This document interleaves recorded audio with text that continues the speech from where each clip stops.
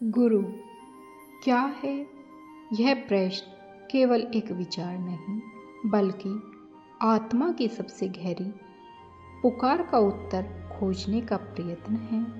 श्री गुरुदेव भगवान कहते हैं कि जब आत्मा संसार में जन्म लेकर कर्मों के चक्रव्यूह में उलझ जाती है, जब माया की चकाचौंध से आत्मस्मरण खो जाता है, जब मन के विकार और इच्छाओं की लहरें आत्मा को उसकी असली पहचान से दूर ले जाती हैं, तब कोई ऐसी शक्ति चाहिए जो उस आत्मा को उसका मूल स्मरण दिलाए, जो यह बताए कि वह शरीर नहीं, वह आत्मा है, और जो उसे माया से ऊपर उठाकर अपने निज घर की ओर ले जाए।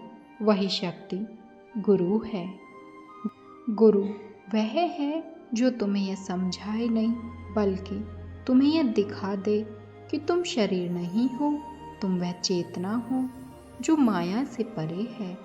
और जब यह समझ तुम्हारे भीतर जागती है, तो जीवन बदलना नहीं पड़ता, जीवन स्वयं बदलने लगता है। इसलिए गुरु कोई शरीर नहीं है, ना कोई नाम, ना कोई संस्था नहीं है। गुरु वह जीवित चेतना है जिसने सत्य को केवल जाना नहीं, बल्कि उसे पूर्ण रूप से जी लिया है, जिसने स्वयं परम सत्य को अनुभव कर लिया है। गुरु वह है जो हमें बताते हैं कि हम कौन हैं, कहाँ से आए हैं और कहाँ लौटना है। जब आत्मा संसार की दौड़ में थक जाती है, जब वह भीतर से खाली महसूस करती है, जब सारा बाहरी वैभव उसे तृप्त नहीं कर पाता, तब उसकी पुकार अंतर से निकलती है, और यही पुकार उस शक्ति तक पहुंचती है जो उसकी मदद के लिए जन्म लेते हैं। परम पूजनीय श्री विभादक मुनि कहते हैं, गुरु तुम्हें ज्ञान देते हैं, पर उस ज्ञान में जीना भी सिखाते हैं, और धीरे धीरे तुम्हें तुम्हारे वास्तविक स्वरूप में स्थापित कर देते हैं। और जब यह स्थापना हो जाती है, तो प्रश्न समाप्त हो जाते हैं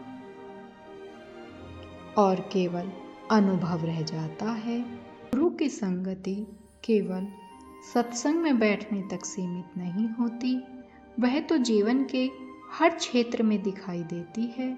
अगर हम सच्चे भाव में जिएं, अपने विचारों को शुद्ध रखें, अगर हम हर किसी से प्रेम, विनम्रता और करुणा से व्यवहार करें, तो वह भी गुरु की संगति है। गुरु का दिया हुआ जीवन में हर क्षण यह सिखाता है कि सच्चा साधक वही है जो हर परिस्थितियों में गुरु के बताए हुए रास्ते पर टिका रहे। जब भीतर यह भावना आ जाती है कि जो भी हो रहा है वह गुरु की कृपा से हो रहा है, तब जीवन में कोई शिकायत नहीं रह जाती। तब हर बात में गुरु कृपा दिखने लगती है। यही गुरु की संगति का असर है।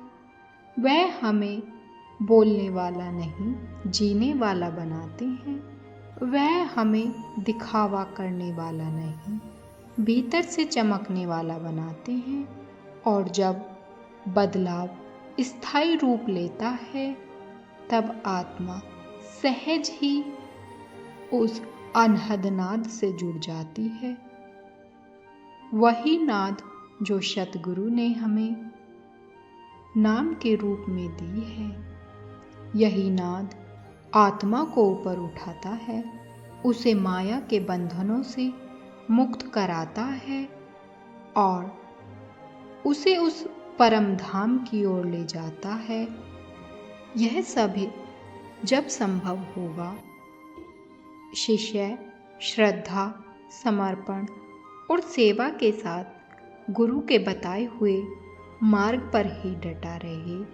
यह मार्ग कोई बाहर का रास्ता नहीं, यह तो भीतर की यात्रा है और इस यात्रा का पथ प्रदर्शक, साथी, रक्षक केवल गुरु का स्वरूप ही है। इस संसार की किसी भी चीज से नहीं मिलाया जा सकता, क्योंकि वह संसार से ऊपर है, समय से परे है और माया से रहित है। ऐसा अनुभव जो केवल गुरु की कृपा से ही संभव है। जब जीवन में दुख आते हैं, जब कठिनाइयाँ मन को हिला देती हैं, तब शिष्य का मन डगमगाता है।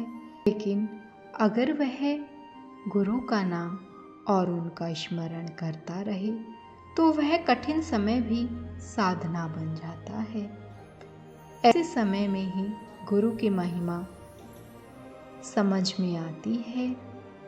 वह हमें गिरने नहीं देते, टूटने नहीं देते, वह हमारी आत्मा को थामे रखते हैं। जैसे एक माँ अपने बच्चे को आंधी तूफान में बचा लेती है, उसी प्रकार उनकी कृपा हमारे भीतर एक ऐसा बल देती है जो दुनिया की किसी ताकत में नहीं मिल सकता। यही कारण है कि जब आत्मा एक बार गुरु के चरणों में जुड़ जाती है, तो फिर वह संसार के किसी भी आकर्षण में स्थायी सुख नहीं देखती। उसकी दृष्टि पलट जाती है। पहले जो बाहर देखती थी, अब भीतर देखने लगती है। पहले जो संसार के दिखावे में खोई रहती थी, अब वह मौन की गहराई में आनंद पाने लगती है। यह सब गुरु कृपा का ही कमाल होता है। भाव को हम ध्यान में रखते हुए श्री गुरुदेव भगवान को नमन करते हैं, उनको बार बार धन्यवाद करते हैं और अपने हृदय की गहराइयों से यही प्रार्थना करते हैं, हे गुरुदेव, आप जैसा चाहें वैसा करें, बस हमें कभी अपने नाम से, अपने प्रेम से, अपनी शरण से वंचित मत करना। यही आत्मा की पुकार है, यही अभिलाषा है।